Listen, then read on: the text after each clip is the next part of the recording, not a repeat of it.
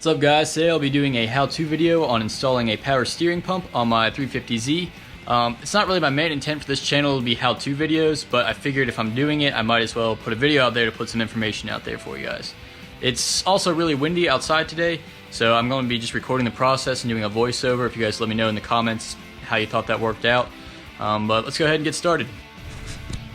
So what I found necessary for this job was to have two of these pans right here. I put one under the car just to catch the power steering fluid that fell out, and then one off to the side that I could throw the pump in once I pulled it out. Some brake clean and towels obviously are helpful. We got the power steering pump itself, a few different pry bars to kind of pull that thing out, some extended needle nose to get one of the hose clamps off, and I used a 1/4 inch and a 3/8 ratchet with an assortment of 12 and 14 millimeter sockets to get the job done. I used a more shallow ratcheting 10 mil for one of the parts, a 24 millimeter socket, and I will show you guys a trick I do when doing things like this with just a Dremel tool and a little grinding stone on there. So just a disclaimer guys, my car is not completely stock, so there might be a few differences under our hoods, but I hope this video still gives you a good general idea of what it is you need to do. So the first thing I'm going to do is remove the accessory belt, and in order to do that, you need to loosen this 14 millimeter nut that is holding this pulley on. By loosening it, it just helps it slide down a little bit easier.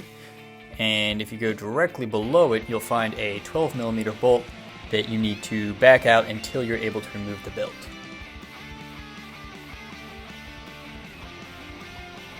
And again, just loosening it, no need to remove that nut.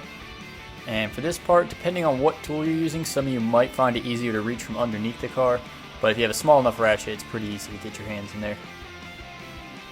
Now that's all loose, you can go ahead and remove your belt.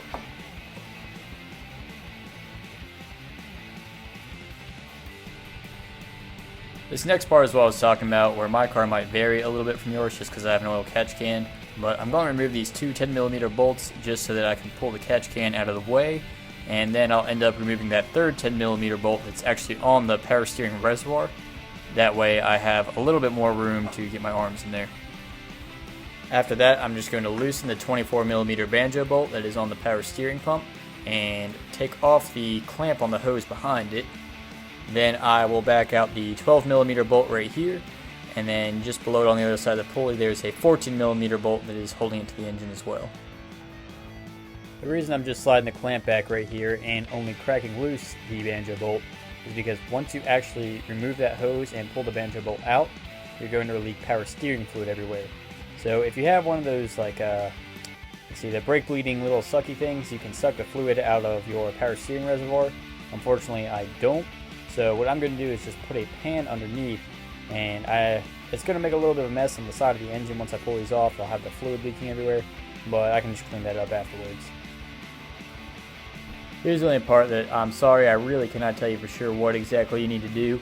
I don't have the stock cooling fans or radiator in here, so all I need to do is just remove my one cooling fan. But I'd assume with the stock ones, you would just need to loosen the shroud. Just take the bolts out of it and shift it slightly to your right, and I would think that the bolt would be able to just back out at that point.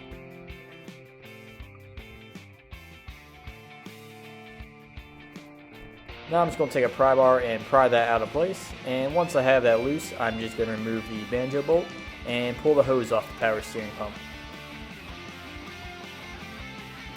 Since everything's unattached, that power steering pump should just be able to pull right out now, and I found it easier to pull out to the right side of that upper radiator hose.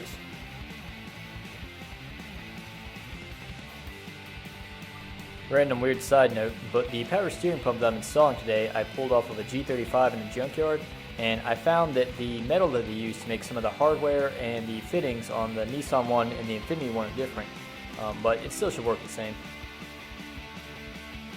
So this is the trick I was talking about at the beginning of the video. This is for anyone who's ever struggled with getting a compressor in, a power steering pump, alternator, whatever. But when it seems like it just doesn't want to cram back into its slides, if you take a little grinding stone like this and just grind it down on either side a little bit, it'll slide back in there pretty easily, and there's still plenty there for it to hold in place. Now go ahead and slide it back in, and then put the 12 and 14 millimeter bolts back into it to hold it in place.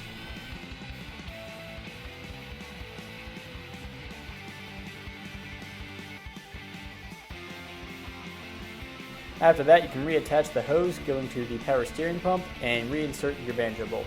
Just make sure when you're putting the bolt back on that you have both the washers that came off of it, one going on either side of that flange.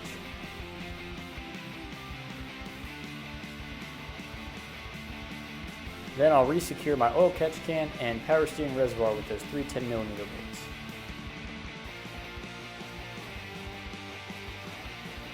So I went ahead and resecured my fan onto the fan shroud. After that, I will drape the belt over top of the pulleys and just pull it up in the middle over that pulley tensioner.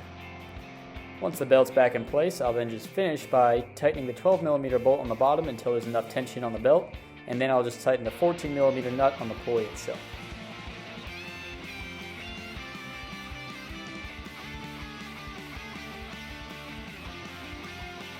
Now that everything's back together, all I need to do is pop off the cap of the power steering reservoir and fill it up to the max fill line with whatever ATF I have laying around the house.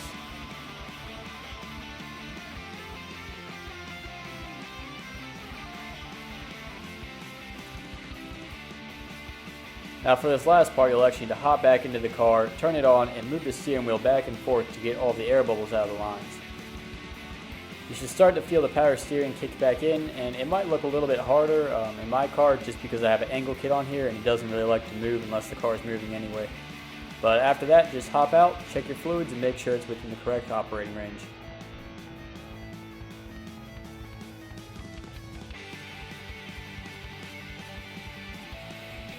Thanks guys for watching, and if you found this video helpful, let me know. I'll be happy to make more how-to videos when doing maintenance on my cars.